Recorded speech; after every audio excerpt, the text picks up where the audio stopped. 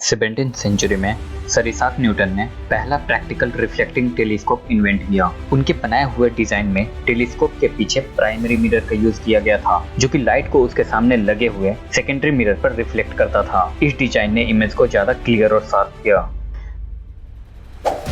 Hello everyone, मैं हूं आप सबका फ्रेंड एडी।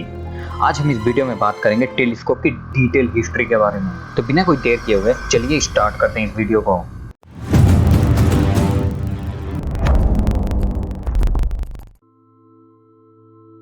सेवनटीन सेंचुरी की स्टार्टिंग यानी कि 1609 में गैलीलियो गैलीलिया ने अपना पहला टेलीस्कोप इन्वेंट किया, जिससे उन्होंने जुपिटर के मून, सन पे स्पॉट्स, वेनस के फेजेस को ऑब्जर्व किया। जैसे जैसे टाइम निकलता गया, टेलीस्कोप की टेक्नोलॉजी भी उतनी ज्यादा एडवांस होती गई। 17th सेंचुरी में ही सर इसाक न्यूटन ने दूसरे टाइप का टेलीस्कोप इन्वेंट किया, जिसे रिफ्लेक्टिंग टेलीस्कोप कहा जाता है। उन्होंने लाइट को गैदर और फोकस करने के लिए लेंसेज के जगह पर मिरर का यूज किया। इस डिजाइन ने उस समय के टेलीस्कोप की टेक्नोलॉजी के कुछ प्रॉब्लम को ओवरकम करने में मदद की और इमेज की क्वालिटी को इम्प्रूव किया। 19th सेंचुरी में विलियम हर्सल, जो कि एक एस्ट्रोनॉमर थे, उन्होंने 40 फीट लंबा टेलीस्कोप बनाया। इस बड़े से टेलीस्कोप की हेल्प से उन्होंने एक न्यू प्लैनेट यूरेनस को डिस्कवर किया। उसी समय से टेलीस्कोप की टेक्नोलॉजी में काफी सारे चेंजेस आए। आज हमारे पास ऐसे टेलीस्कोप हैं जो कि स्पेस से काफी अच्छी इमेज कैप्चर करके हमें यूनिवर्स के बारे में स्टडी करने में हेल्प करते हैं, जैसे कि Hubble space telescope. Refracting telescope एक बहुत ही पुराने किस्म का टेलीस्कोप है और इसका इन्वेंशन 17th सेंचुरी में हेंस लीपोर्से के द्वारा किया गया, जो कि डच में एक चश्मा बनाने वाला इंसान था। लीपोर्से ने लेंसों की कॉम्बिनेशन से एक सिंपल डिवाइस बनाया जो कि ऑब्जेक्ट के डिस्टेंस को नजदीक करके दिखा सके। हालांकि इसके बारे में बहुत सारे डिबेट हैं कि आखिर किसने रिफ्रैक्टिंग टेलीस्कोप को इन्वेंट किया, क्योंकि सिमिलर टाइम पे बहुत सारे इन्वेंटर एक ही डिजाइन पे काम कर रहे थे। रिफ्रैक्टिंग टेलीस्कोप का बेसिक प्रिंसिपल है रिफ्रैक्शन ऑफ लाइट, जो कि डिफरेंट मटेरियल से पास होता है। इस टेलीस्कोप में दो मेन कंपोनेंट हैं, पहला ऑब्जेक्टिव लेंस और दूसरा आईपीस लेंस। ऑब्जेक्टिव लेंस आमतौर पे बड़ा होता है और ये टेलीस्कोप के फ्रंट पे लोकेटेड होता है। ये दूर रखी हुई ऑब्जेक्ट से लाइट इकट्ठा करता है और एक पॉइंट पे फोकस करता है। आईपीस लेंस ऑब्जर्वर के आंखों के नजदीक रहता है।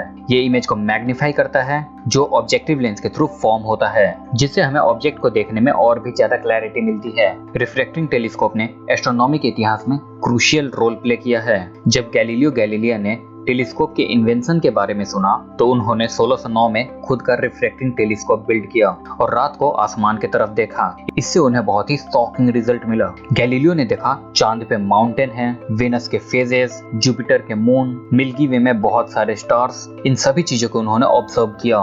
गैलीलियो का ऑब्जर्वेशन सोलर सिस्टम के हेलियोसेंट्रिक मॉडल को सपोर्ट करता है। हेलियोसेंट्रिक मॉडल एक कॉस्मोलॉजिकल मॉडल है जो सजेस्ट करता है कि सन हमारे सोलर सिस्टम का सेंटर है और पृथ्वी और अन्य ग्रह उसके चारों तरफ घूमते हैं। ये मॉडल प्राचीन जियोसेंट्रिक मॉडल से अलग है, जिसमें प्राचीन एस्ट्रोनॉमर्स मानते थे कि पृथ्वी एक ही जगह पर स्थिर है और सभी ग्रह उसके चारों तरफ घूमते रहते हैं। हेलियोसेंट्रिक मॉडल को पहली बार एरिस्टार्कस ऑफ सेमोस ने 3rd सेंचुरी बीसीई में प्रेजेंट किया था। टाइम के साथ एस्ट्रोनॉमर्स और लेंस मेकर ने रिफ्रैक्टिंग टेलीस्कोप के डिजाइन को इम्प्रूव किया, उसके मैग्निफिकेशन को बढ़ाया और ऑप्टिकल डिस्टॉर्शंस को कम किया। रिफ्रैक्टिंग टेलीस्कोप प्रकाश के विभिन्न रंगों को अलग अलग पॉइंट पर केंद्रित करता है, जिस वजह से इमेज ब्लर और कलर फ्रिंगिंग होती है। इन सारी प्रॉब्लम से छुटकारा पाने के लिए 17th सेंचुरी में रिफ्लेक्टिंग टेलीस्कोप बनाया गया, जहां पे लेंसेज की जगह पे मिरर का यूज किया गया।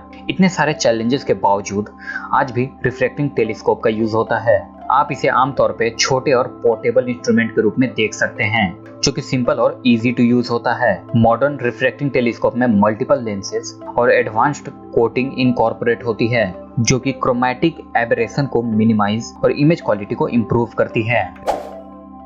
रिफ्लेक्टिंग टेलीस्कोप एक ऐसा टेलीस्कोप है जहां पे लाइट को इकट्ठा करने के लिए लेंसेज की जगह पे मिरर का यूज होता है।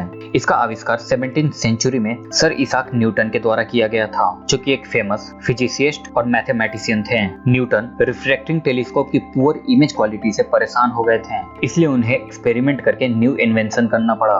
रिफ्लेक्टिंग टेलीस्कोप के बेसिक डिजाइन में टेलीस्कोप के पीछे एक कॉन्केव मिरर लगा होता है, जिसे प्राइमरी मिरर बोला जाता है, जो कि लाइट को कलेक्ट और रिफ्लेक्ट करता है। ये लाइट एक छोटे और फ्लैट मिरर की तरह डायरेक्ट होता है, जिसे सेकेंडरी मिरर कहते हैं, और इसे प्राइमरी मिरर के सामने लगाया गया होता है। सेकेंडरी मिरर लाइट को टेलीस्कोप के साइड में रिफ्लेक्ट करता है, जिस वजह से ऑब्जर्वर किसी पार्टिकुलर पॉइंट को देख सकता है या फिर उसे कैमरे के थ्रू कैप्चर कर सकता है। 18th और 19th सेंचुरी में रिफ्लेक्टिंग टेलीस्कोप में और ज्यादा डेवलपमेंट हुआ। विलियम हर्शल, जो कि एक ब्रिटिश एस्ट्रोनॉमर थे, उन्होंने ब्रह्मांड की गहराई का पता लगाने के लिए 40 फुट लंबे टेलीस्कोप के साथ एक बड़ा रिफ्लेक्टिंग टेलीस्कोप बनाया। उन्होंने कई सारी नई डिस्कवरीज की, जैसे कि यूरेनस ग्रह के सारे नए नेबुला और स्टार क्लस्टर्स। आज के टाइम पे टेलीस्कोप की टेक्नोलॉजी इतनी ज्यादा एडवांस हो गई है कि यूनिवर्स की clear image Hubble space telescope के थ्रू यहीं से देख सकते हैं, और अभी भी टेलीस्कोप को और ज्यादा एडवांस करने के लिए रिसर्च चल रही है।